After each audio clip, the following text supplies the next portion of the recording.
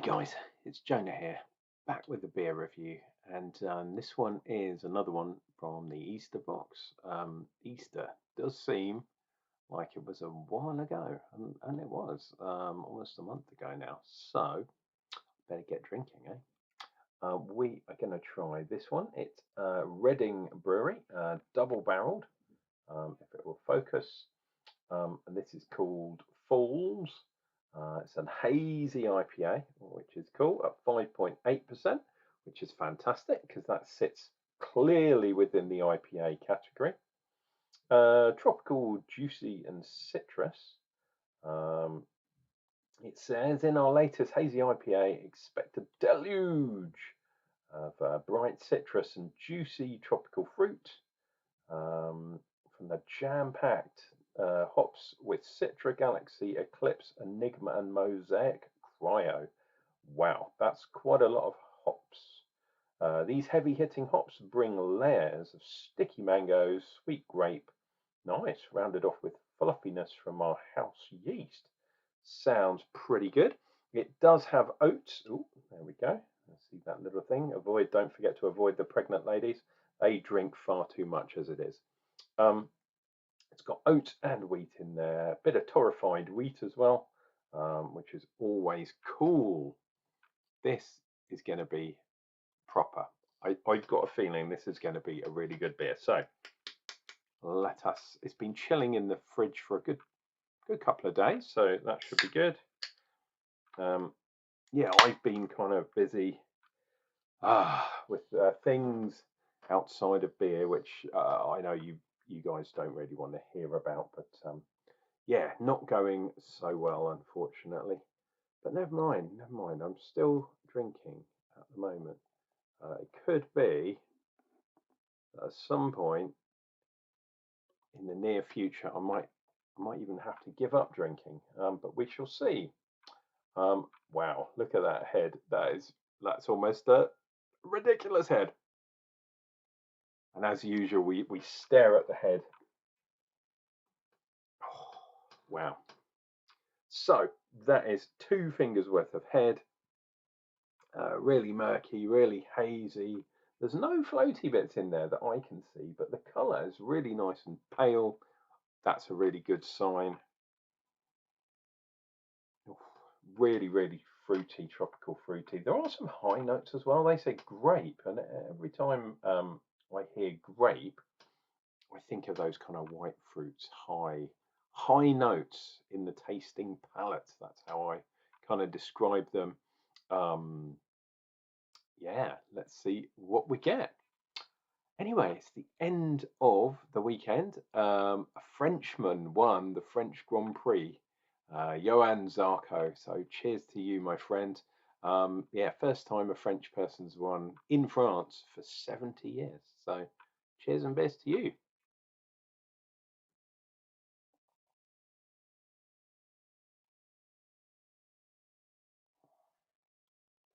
Oh, wow. Okay. That's interesting. That's a lot.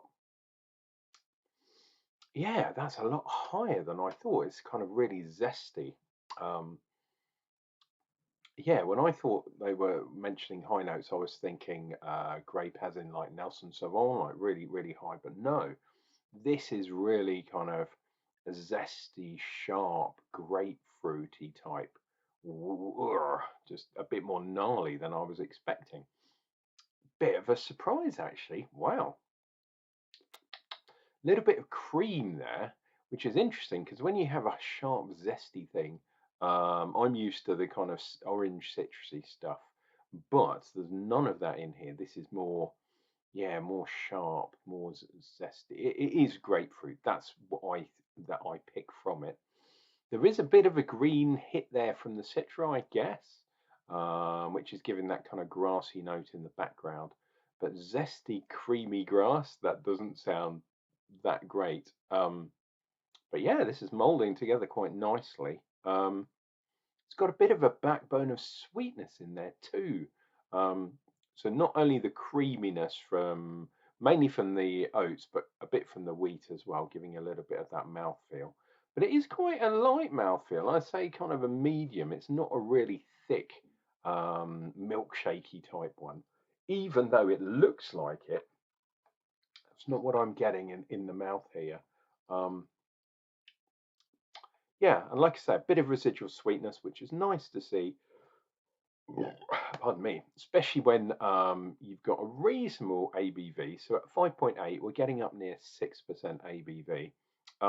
So I think sometimes breweries keep, instead of putting it, they could easily make it drier and put it up near sort of 6.5% ABV, which wouldn't be bad, but they kind of back off a little bit, leaving a little bit of residual sweetness in there, and it kind of counterbalances the alcohol level, which is cool because this does not taste that strong. It tastes a lot lighter than that. But also, what it does, it kind of takes the edge a little bit off the hops. So it's kind of like balancing the sweetness from the malts against the hop bitterness. Um, I wouldn't say that the malts have. I mean, look at the colour; it's really, really pale. I think it's extra pale malt from what I can gather. So it's not giving that kind of sweetness that maybe a crystal or a slightly darker malt would give. So yeah, I'm not tasting the malt itself, but that residual sweetness that comes from the malt is helping balance the hops a little bit too. Um, Although I wouldn't say this is a balanced beer because this is definitely a hoppy bad boy.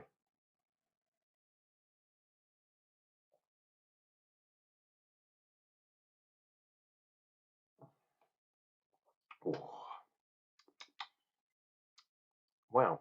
Yeah, it's like hoppy, zesty cream, um, but in a kind of light mouthfeel.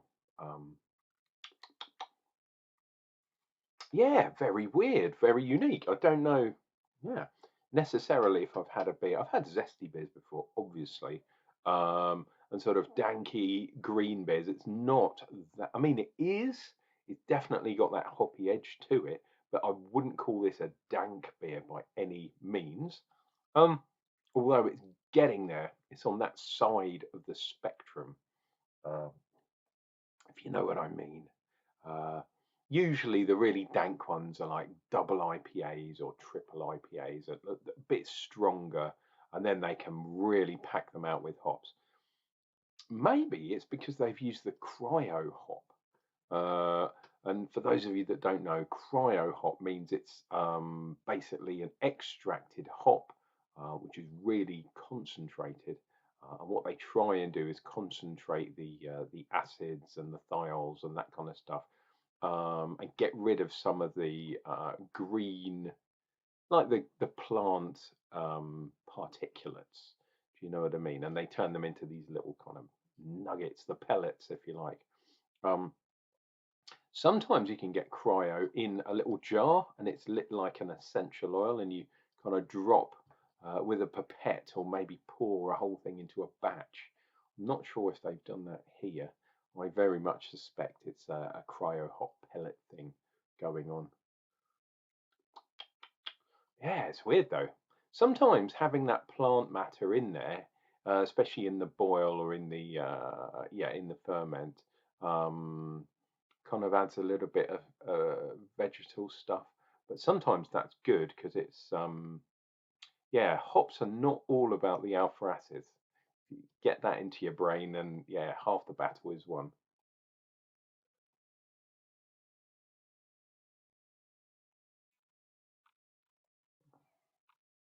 Oh, wow. I mean, it's still really zesty. Absolutely nuts. Anyhow, I quite enjoyed that. It was something a bit different. There is double-barreled Falls. It's the Hazy IPA at 5.8% on the old ABV. I reckon that's quite a good one. It's something, yeah, a lot of hazy pales and hazy IPAs, especially the ones this has got. I'm just looking over here. Yes, it has got mosaic in it. Um, they tend to taste very similar. This one doesn't. This one definitely is unique, shall we say. If you've had this beer, why not join me down below? Tell me what you thought of it. Um, and for everyone else, hopefully you've enjoyed this beer review. And Uncle Jonah will be back. I'm sure I will be with another beer review coming up real soon.